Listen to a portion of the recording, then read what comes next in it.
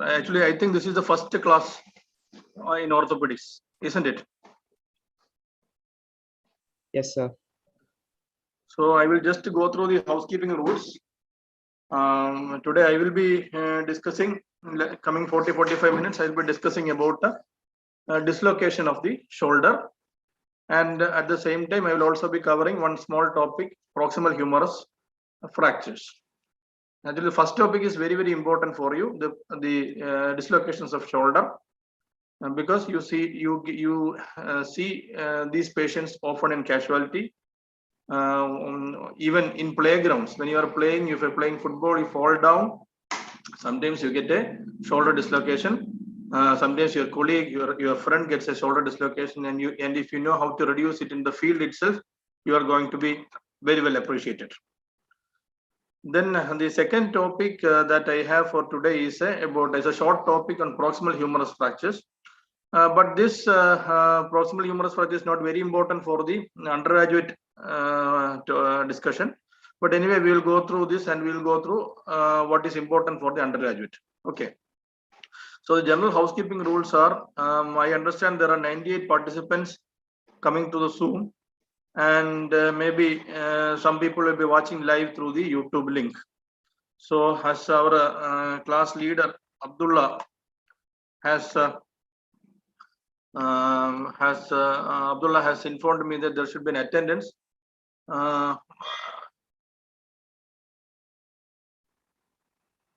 There should be an attendance. I request who are watching through the YouTube to just give a hi in their via their Gmail IDs. So that is a general housekeeping rule, and anybody who has got a doubt can raise their hands or can use the chat box to raise the question, preferably through the chat box, so that the lecture will go on smoothly. And if there is any problem in connectivity or audio issues, that is you can use the chat box. So shall I start now? Yes, sir. Okay. So I will be sharing my screen.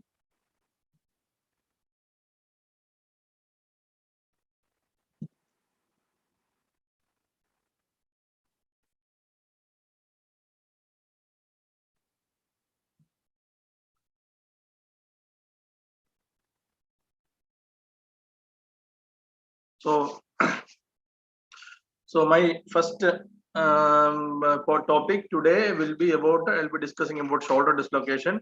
For those who don't know me, many of you, almost all of you may not be knowing me, because I got recently transferred from Trivandrum to Alleppey. In January, I came in January after completing my 15 years of service in Trivandrum. So, so wonderful to have you here. Many of you, personally, I do not like this online classes, but there's no other way out. So when you have a physical class, you know what your students are understanding in front of you. You can change your way of presentation. You can change your way of teaching. You can ask them questions. So all this kind of physical interactivity is actually missing in this COVID times. So anyway, we should not take that as a deterrent. We have now so many platforms for the online discussion, and online learning tool is here to stay. And many of your courses are also going to be online from now on. So we will discuss about shoulder dislocation. Now, the way I speak, I take class is, I don't go for a didactic lecture. I will give you the questions that are going to be asked in exam and how to prepare for them. First, you can, because there are so many reading resources are available in textbooks, in internet and everything. So there is no point in going for a didactic lecture. But what I will do is, I will be giving you the questions that are going to be asked for university exam and how to answer them correctly. So there are few questions that are, this shoulder dislocation is a high yield topic that you have to understand. So there are certain questions that will be oft repeated for a structured essay, the short answer questions, and even the short note. So clinical features of shoulder dislocation is often asked question. Then there sometimes the examiners are fond of asking 4 clinical tests of shoulder dislocation. Techniques of reduction of shoulder dislocation and is often asked, particularly the Coker's method. Then what is a Bangart's lesion as a short note, and sometimes a clinical scenario can be kept with regard to shoulder dislocation to be asked as a structured essay. So when you come to shoulder dislocation, you know that shoulder is one of the most unstable joints in the body. Why it is unstable? It is unstable because it is, though it is called as a ball and socket joint, the ball is really, the ball is there, but the socket is really flat. The socket is the glenoid. It's really flat. If you take the analogy of a hip joint, you know that hip joint is one of the most stable joints in the body. Why is it so stable? Because the cup is so developed like a mirror image of your ball.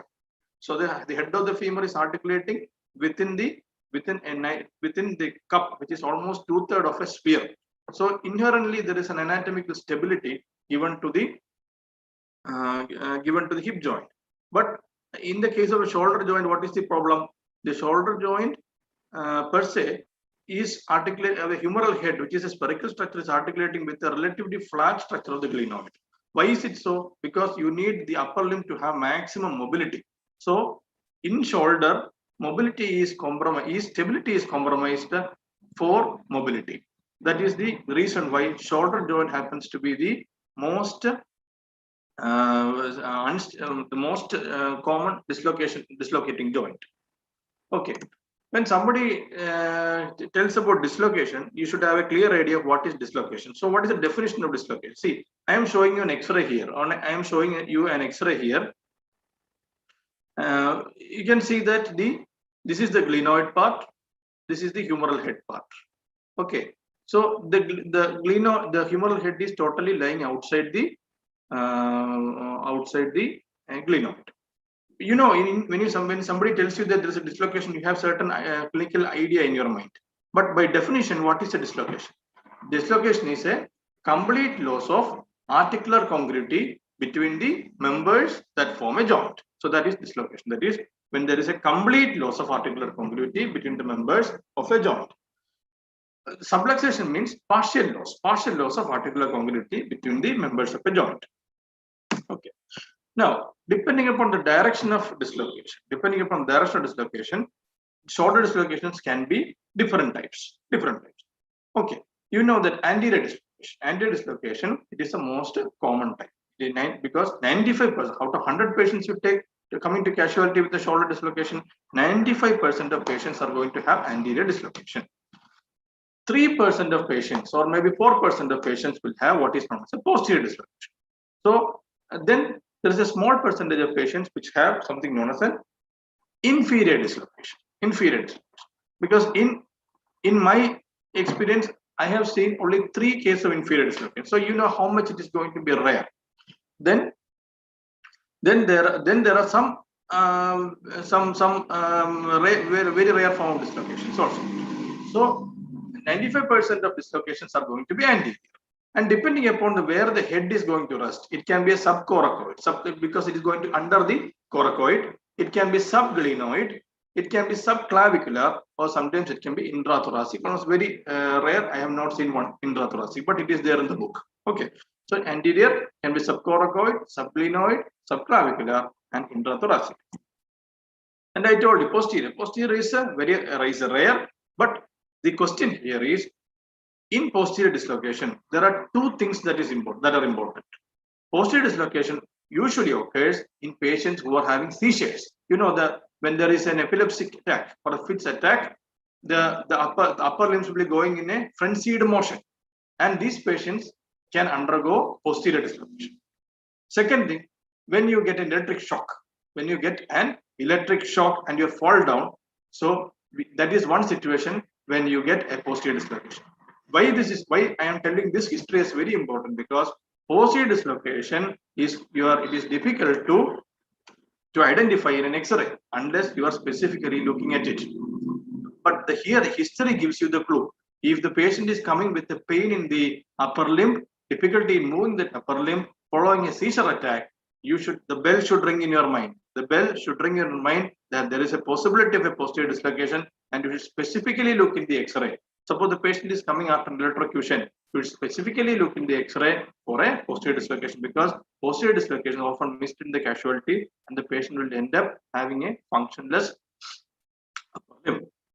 Then, as I told you, there are other dislocations like inferior dislocation, superior dislocation, inferior dislocation. These are very rare. I told you, I have seen only 3 cases of inferior dislocation in my 17, 18 years.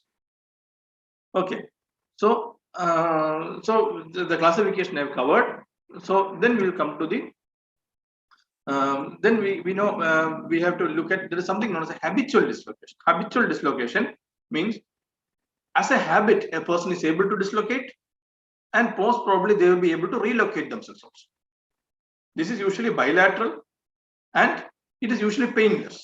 You can see, you will have seen certain circus clowns. Circus clowns, they are able, because they have certain congenital conditions like genetic disorders which causes generalized ligamentous laxity, and they are able to dislocate and relocate their shoulder. So that is known as a habitual dislocation. It has become a habit for them. Then the term in inferior dislocation, see, there is a term that is luxatio erecta. So that is a term that is used for defining an inferior dislocation, luxatio erecta.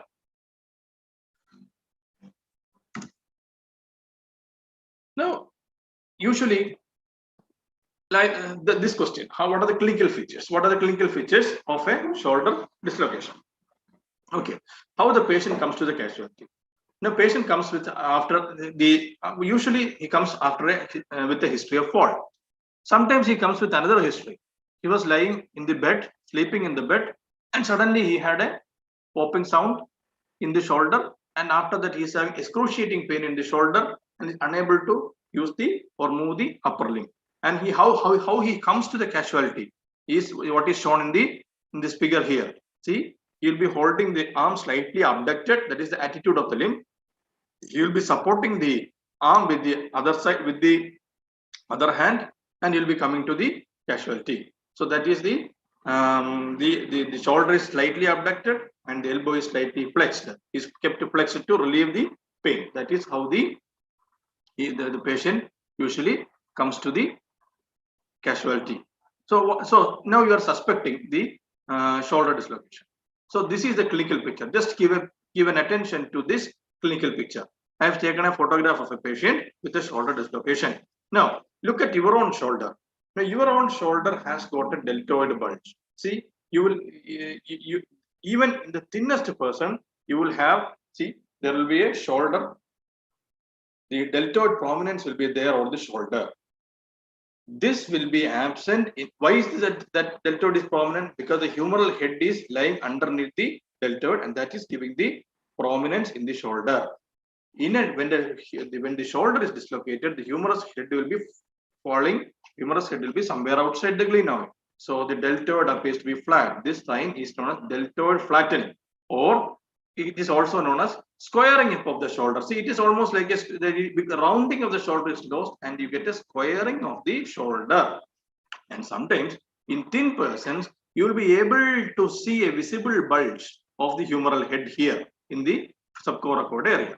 Okay, so that is the inspection. That's a loss of the humeral, the deltoid contour, squaring off of the shoulder joint, and sometimes an anterior prominence. If it is an anterior dislocation, it's an anterior prominence in the subcoracoid area.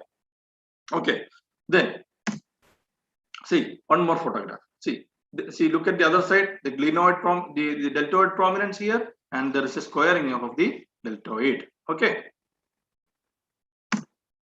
So that is loss. So the clinical features are loss of contour of the shoulder. Now there is one more test. Then now we can do certain tests. Now you ask the patient to touch the opposite shoulder. Normally we will be able to touch the opposite shoulder. Okay, but in a patient with a shoulder dislocation, you will not be able to touch the opposite shoulder. This is known as the Dugas test. Dugas test. Okay. Now there is another test which is known as the Callaway test. Callaway's test is, now you take a measuring tape and measure the vertical circumference of the axilla. You have a certain value. Now you do it on the opposite side, on the affected side. What happens is the because the humeral head is lying somewhere outside the shoulder, the vertical circumference of the shoulder is more in the side in which it is dislocated. So that is known as the Callaway's test. Then the fourth test that you have is the Hamilton ruler test. Hamilton ruler test. Now, assume that this is a ruler. Now, if you keep over your deltoid and vertically over the deltoid, it will not be touching your lateral epicondyle. Okay, in a normal shoulder. Why? Because of the deltoid prominence. But in a patient with a dislocated shoulder, if you keep a straight ruler on the tip of the acromion, vertically down, it will be touching the lateral epicondyle because the ruler is not pushed away by the deltoid.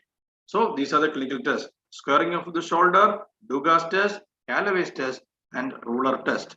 And so these are the special tests that you have for diagnosing shoulder dislocation. Then there is one more thing. So this is an X-ray. This is a radiograph. And what are the one more clinical finding? I will come in a minute or two. This is a X-ray. See, this is a normal X-ray of a shoulder. Normal X-ray of a shoulder. Now, what we will look at, what are the radiological findings of the shoulder dislocation. In normal X-ray, what are the things that you see? This is the glenoid. You can see that the humeral head is here, and you can see there is a slight overlap of the humeral head with the glenoid. And if you draw a line along the lateral border of the spine, the scapula, like this it is coming underneath the glenoid and to the medial border of the humerus. I am repeating, from the lateral border of the scapula down to the glenoid and along the medial border of the humeral head, humerus, it is like a continuous arc. It is like a continuous arc. So that is known as the Shenden's line of the shoulder. You would have heard about Shenden's line of the hip. Everybody would have heard of the Shenden's line of the hip, but there is also one more line in the shoulder, Shenden's line or Shenden's arc in the shoulder. In a dislocated shoulder, what happens is this: there is the Shenden's arc is broken, and the humeral head will be lying usually subcoracoid. See, this is the coracoid process, and the glenoid is empty. That is known as an empty glenoid. Empty glenoid. So these are the radiography. So you can take a simple AP radiograph of the shoulder, and that will confirm your diagnosis. Okay. So another X-ray here. Another X-ray. They see the glenoid is empty. The Shenden's line is broken. The humeral head is lying in the subcoracoid area. This X-ray on the right side is known as a lateral view. So suppose you want to know whether this is an anterior dislocation or a posterior dislocation, from a frontal view it may be difficult. So you can take a lateral view and see that the humeral head is lying towards the coracoid. That means it is anterior. If it is lying here, it is posterior. Okay. Then one more thing, when you get a patient with shoulder dislocation, you have to look at two important things. One is the distal pulse, whether because the humeral head is lying somewhere in the axilla where there is an important artery, where there is an axillary artery, it is the third part of the subclavian artery, and this part of the artery can be rarely injured. So distal pulsation is very important. Palpation of the distal pulsation is very important. And another thing is to look at the sensation in the deltoid area. This is known as the regiment's badge design. Regiments, I think I have a picture coming up in few seconds. Regiment's badge area, and you have to look at the sensation in this area. That is where the badge of the military people come. That area is supplied by the axillary nerve. So axillary nerve is most commonly injured in a shoulder dislocation. You can have injury to the brachial plexus as well. These are very, very important, because even if you reduce a shoulder, if these nerves are not working, if the axillary nerve, the brachial plexus is not working, patient is not going to have a good recovery, and the patient might even sue you because we have not noticed his neurovascular injury. So that portion is very, very important. So I have completed the clinical features now. I have taken you through the clinical signs, and now I will go to the management. So far, any doubts?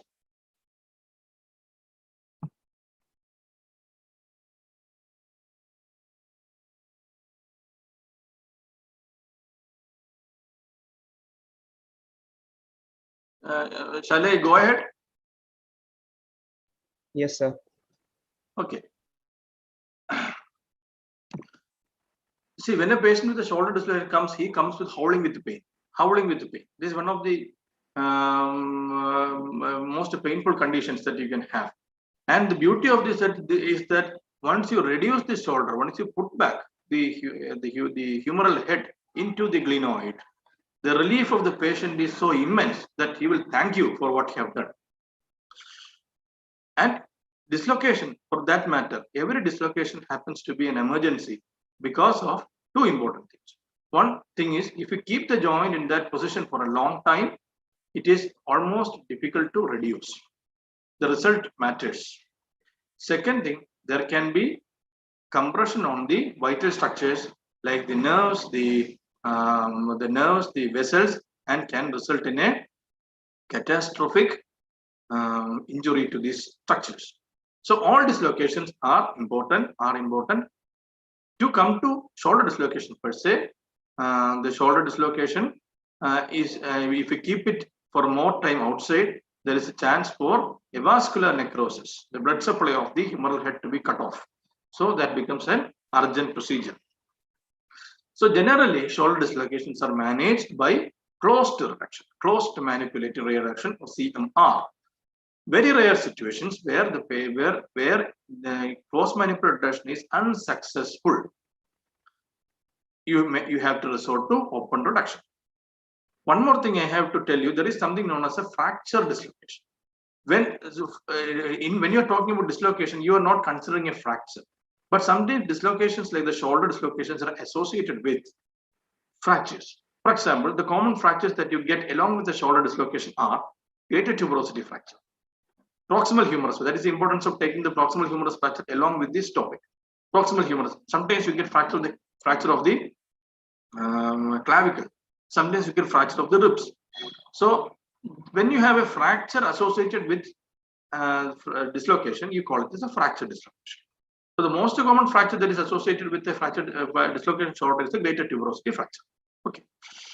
So we have to see how we are going to reduce the fracture, the dislocation.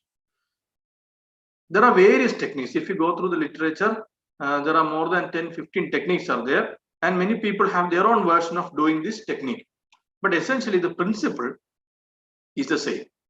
As undergraduate, there are 4 or 5 techniques which are historically important for your exams.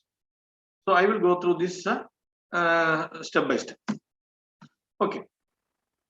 Now, for any reduction to happen, you have to have the confidence of the patient. You have to make the patient as relaxed as possible. As relaxed as possible. Why? Because when there is a dislocation, the muscles are in a state of spasm.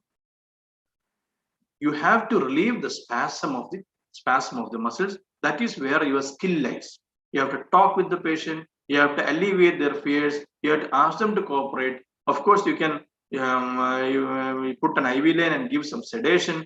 And in some cases, you will have to resort to anesthesia. Take the help of the anesthetist also to anesthetize the patient.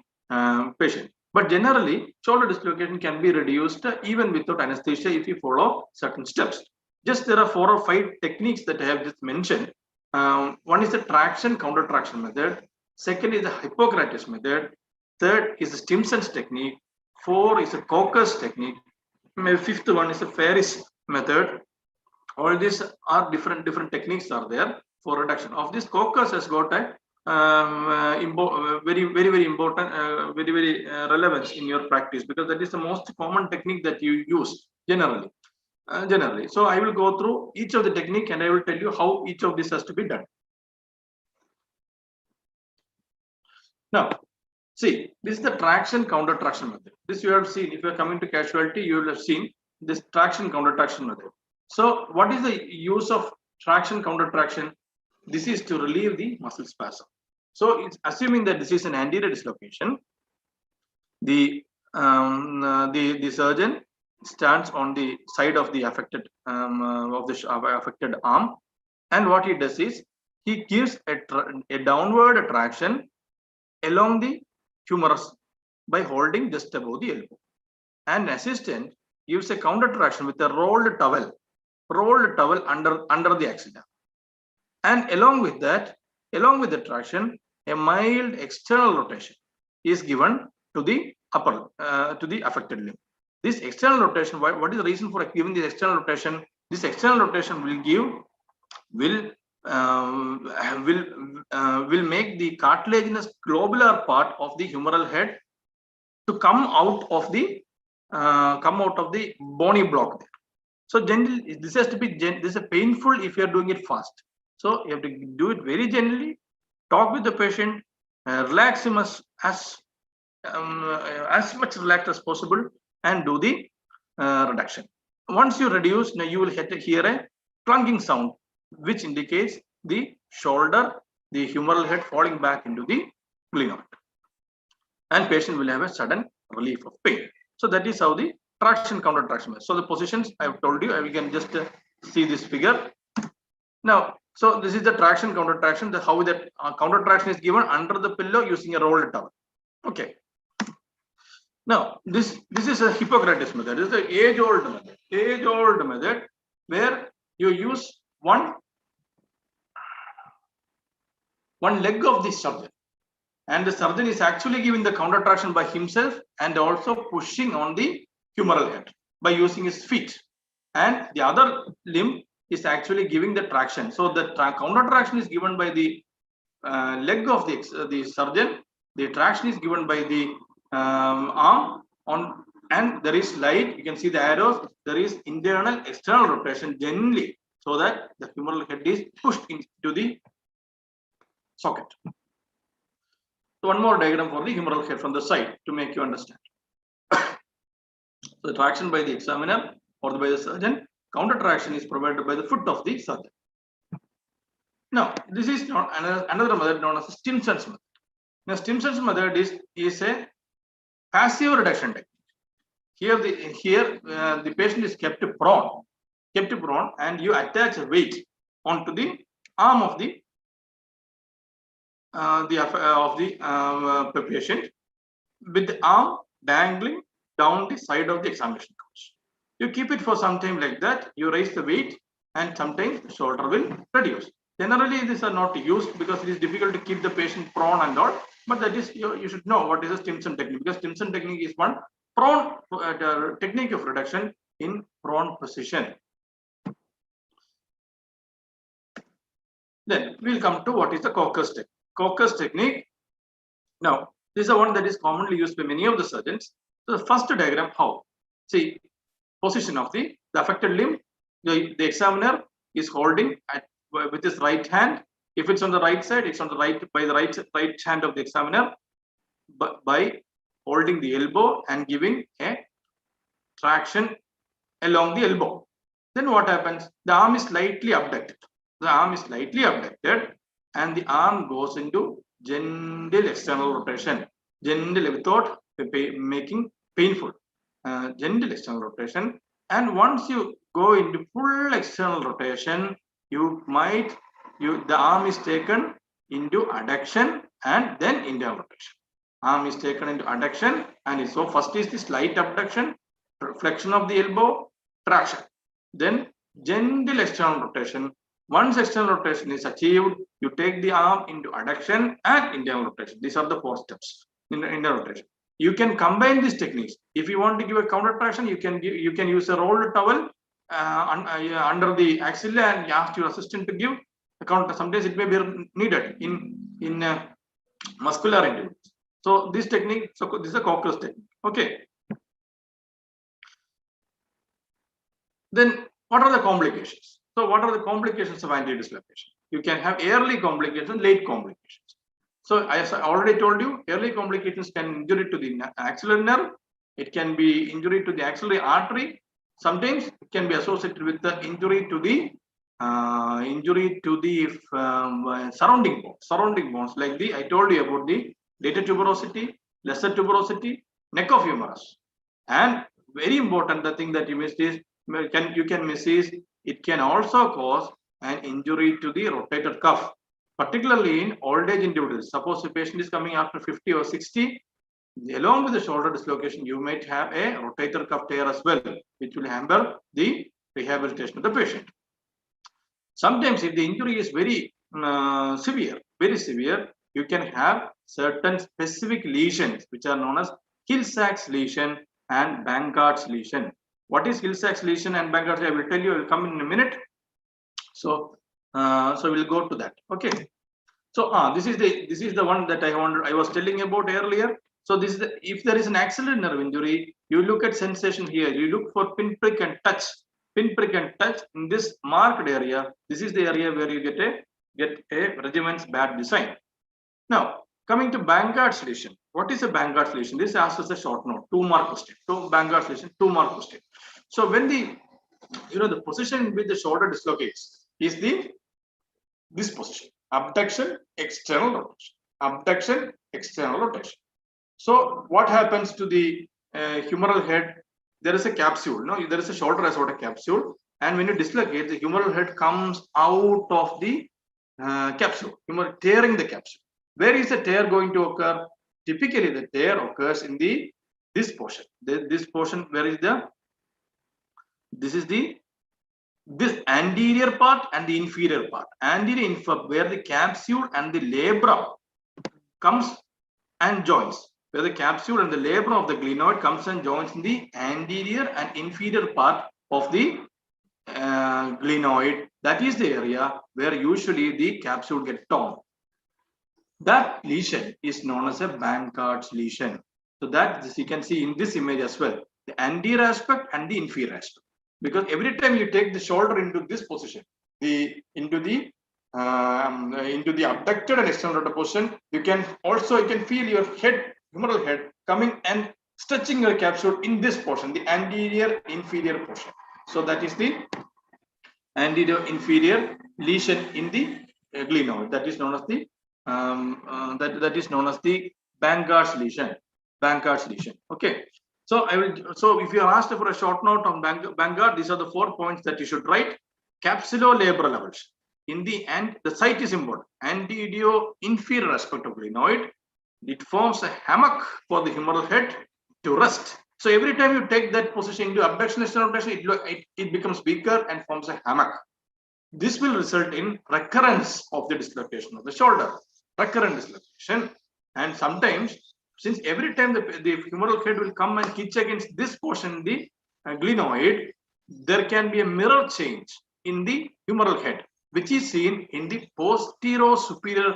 Because you see, when you are keeping the arm by the side, this is the position of the humeral head. Now, when you are taking the external rotation, the posterior aspect of the humeral head actually comes anteriorly.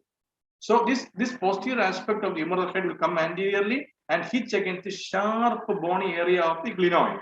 So in the posterior superior aspect of the humerus, posterior superior aspect of the humerus, you get a depression in the humeral head that is known as a Hill-Sachs lesion. So Hill-Sachs lesion is a mirror image of what occurs in the humerus, while the Bankard's lesion occurs in the glenoid. So what is the treatment of Bankard's lesion? You may have to do an open or arthroscopic Bankard's. So if these 4 or 5 points should be there when you are asked about Bankard's lesion. Okay. So then Bankard's lesion can be bony as well. We told about capsuloligamentus lesion. One more point that you can add is, depending upon the velocity in which dislocation occurs, suppose a violent dislocation, the bone itself can get fractured. That is known as a bony Bankard. You can see this X-ray, this CT scan. This is the bony Bankard, almost at the same side. At the anterior and inferior. This portion is anterior. This is posterior. So that is the bony Bankard. Now, to show the Hill-Sachs lesion, see, when you are taking the humeral head into humeral head abduction external rotation, the glenoid portion here will strike against the humeral head. This is the anterior portion. This is the posterior portion. So it is the posterior superior. So Hill-Sachs lesion, same things you can write, but it is in the humeral head. It is the posterior superior aspect. Bankard is in the anterior inferior aspect. Hill-Sachs lesion the opposite, posterior superior aspect of the humeral head. This is also another cause of recurrence of dislocation. To make it little bit more clearer, the labral attachment, this anterior inferior aspect, diametrically opposite. You can see the posterolateral head defect, which is known as the Hill-Sachs lesion.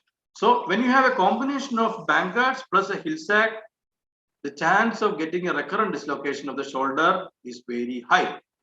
Okay, that is the importance. We have discussed about the early complications, axillary, the neural injury, fractures, the Bangards lesion, the Hill-Sachs lesion, rotator cuff injury. Now we come to the late complications. Late complications, most common that you get is a vascular necrosis of the head of humerus, because of when there is high risk, when there is delay in reduction, delay in shoulder reduction, the shoulder, the humeral head can go into a vascular necrosis. Then sometimes you can get heterotopic, because particularly if the patient is coming after delayed, is having a delayed presentation and has gone for massage, Ayurvedic massage or the local Vaidyan massage and all, they can get heterotopic calcification. Then recurrent dislocation, of course, is a late complication of every traumatic anti-dislocation. Okay. Now, one more thing. We have to, when you release the shoulder, you have to immobilize this shoulder for 3 weeks by keeping the limb adducted. This is to make the capsule heal. Okay, so that covers our main discussion today. Now I will go through posterior dislocation.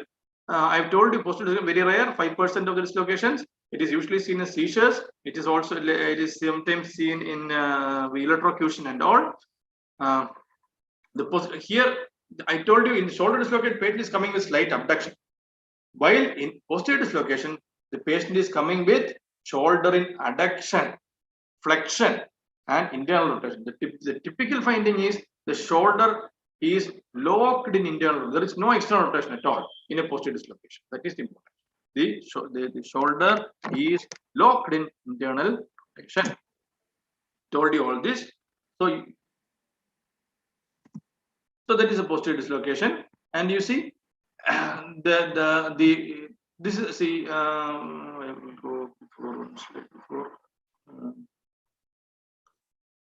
this is the lateral view.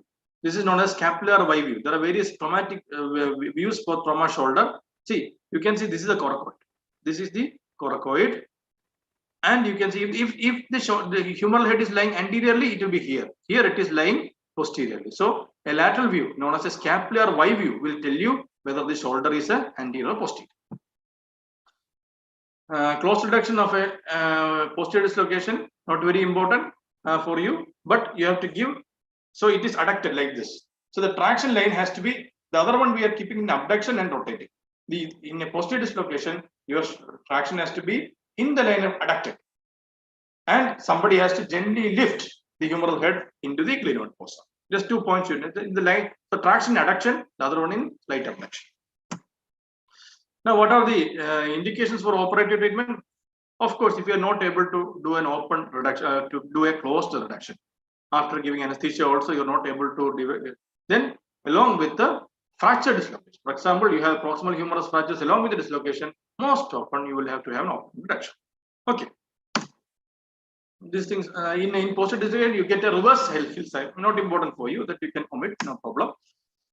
Okay, these are all the complications you can have. They can have complications of similar type. Okay, then we'll come to the inferior dislocation, which is not luxative recta.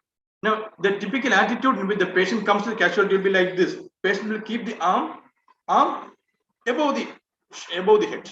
Above the head. Patient will not be able to come down because it is inferior dislocated, and the moment you try to bring it down, patient will have severe pain.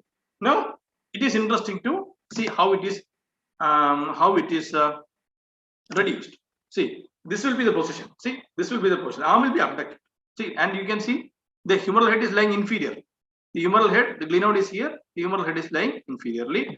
So it is this is the attitude of the limb. Now here you see the traction has to go in the hyperabducted position. See, upwards, and the counter traction has to come from above downwards. So the towel is above the clavicle. The other one, the towel was at the below in the axilla. Okay, so that is the thing. Okay, so not important for you. I will skip this. So in inferior dislocation, you have to remember that though it is rare, it has maximum complications, particularly the injury to the vascular and the neural structures. Okay, so that completes the discussion on shoulder dislocation. I'm not seeing any comments in the chat box, any doubts in the chat box. Please, if you have any doubts, we can spend 2 minutes here and clear those doubts. After that, I can go to the next. There is a small topic. I will have only few minutes of that. Hello.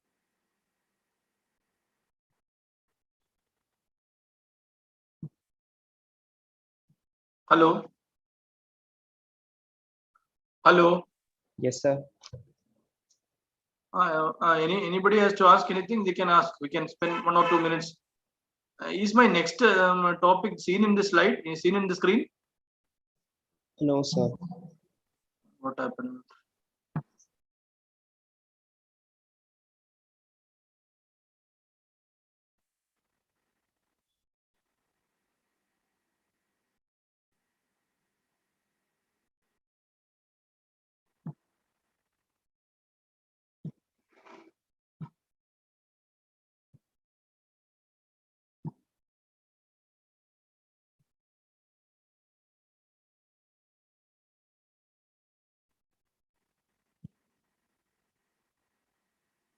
All of you still there?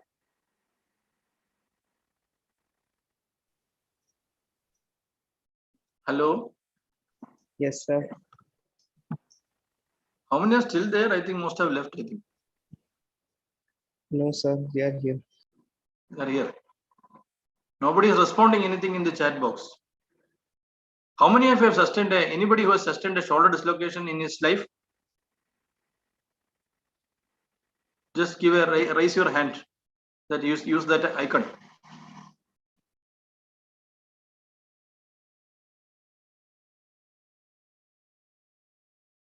Okay. We will go ahead with the proximal humerus fractures. Okay. Okay, sir. Okay. Now, proximal humerus fractures, there are only 2-3 points that undergraduate has to remember. See, even when you tell as a proximal humerus, what are the structures that are involved in the proximal humerus? You are talking about greater tuberosity. You are talking about lesser tuberosity. You are talking about anatomical neck and the surgical neck of humerus. Okay, these are the structures that we are interested in. Why we are interested in this? Why we are taking this as a different topic from humerus? Because of the muscle attachment. You know, the greater tuberosity is important because the muscles of the rotator cuff. What are the muscles of the rotator cuff? The supraspinatus, infraspinatus, teres minor are the muscles that are attached onto the greater tuberosity. Subscapular is attached to the lesser tuberosity, and the deltoid muscle is attached below the proximal humerus, and the pectoralis minor muscle is attached to the intertubercular sulcus of the humerus on the middle side. So these are all, so the supraspinatus, infraspinatus, these are external rotators.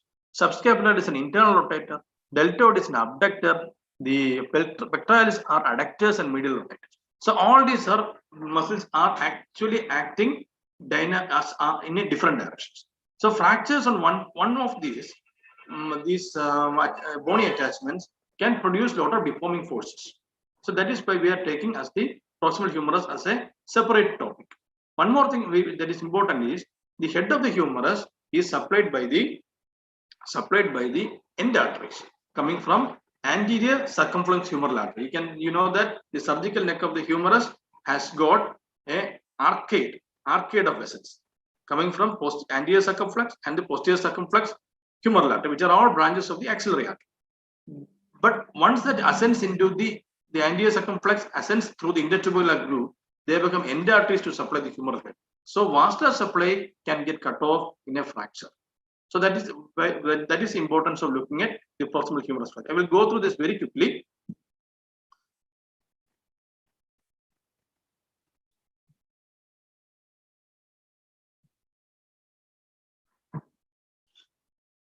So these proximal humerus fractures are mostly seen in people who are osteoporotic. Usually seen in old age ladies. Old age ladies, they get these osteoporotic fractures. Osteoporotic fractures. But in young adults, they get violent trauma. Violent trauma. Okay. This is what I was talking about. The attachments here, there is tuberosity. The rotator cuff muscles are coming and attaching here. The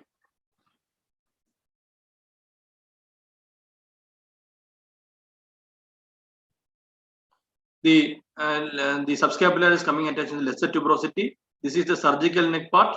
Then this is the anatomical neck part. Okay, and that anatomy should be clear.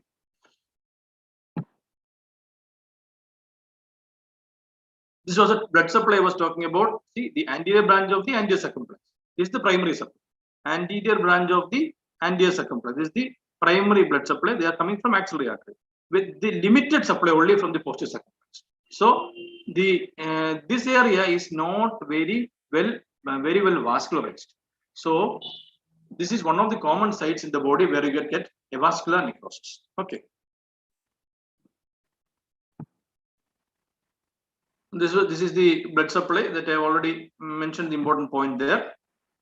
Then, depending upon how displaced the fracture, the name of this classification, what is known as a near classification. Near classification.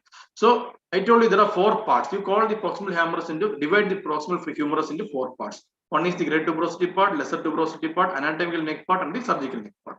Now, if there is a fracture in any of these, but the displacement is less than 1 centimeter or the angulation is less than 45 degree, you call this a 1-part fracture because everything is more like a mass of bone. When any of these fractures are displaced, what is the displacement? What does mean by displacement?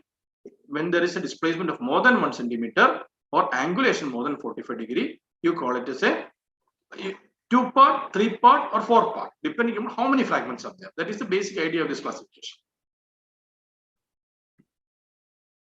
So you can see the 4-part means the humeral head. You can see the humeral head is dislocated here. Great tuberosity is lying here. The humeral head is here. This is the lesser tuberosity part. This is the great tuberosity part, and the shaft is separated. So so that is known as a 4-part displacement. Just to make you aware. Then see we can have one of the complications that you can have is a traumatic avascular necrosis, post-traumatic avascular necrosis.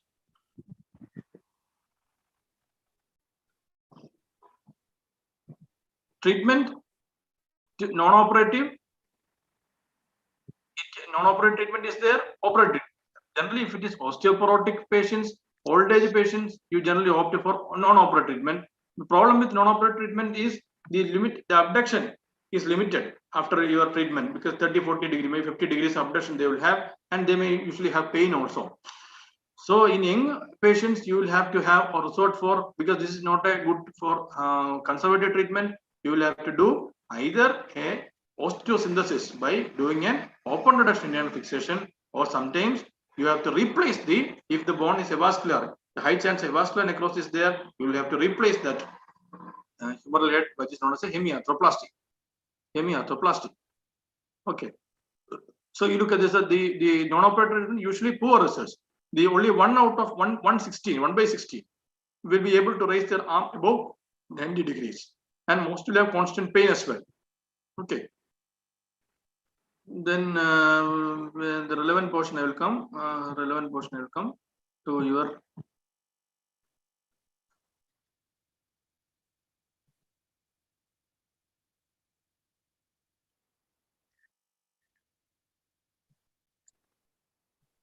see.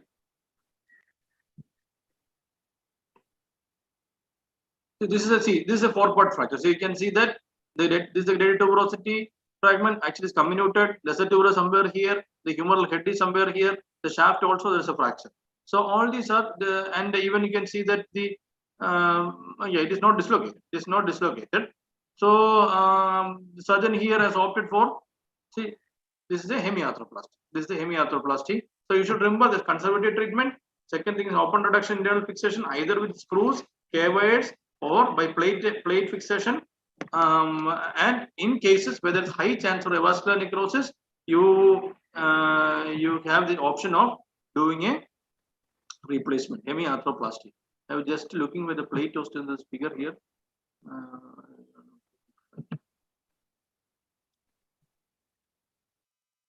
This is, see, this is the plate and screw. This plate is known as a Philos plate. You should know this. PHILOS. Philos, PHILOS. That is known as proximal humeral internal locking system. It is a Philos plate. PHILOS. PHILOS. So I am just finishing off here. It's time now. So somebody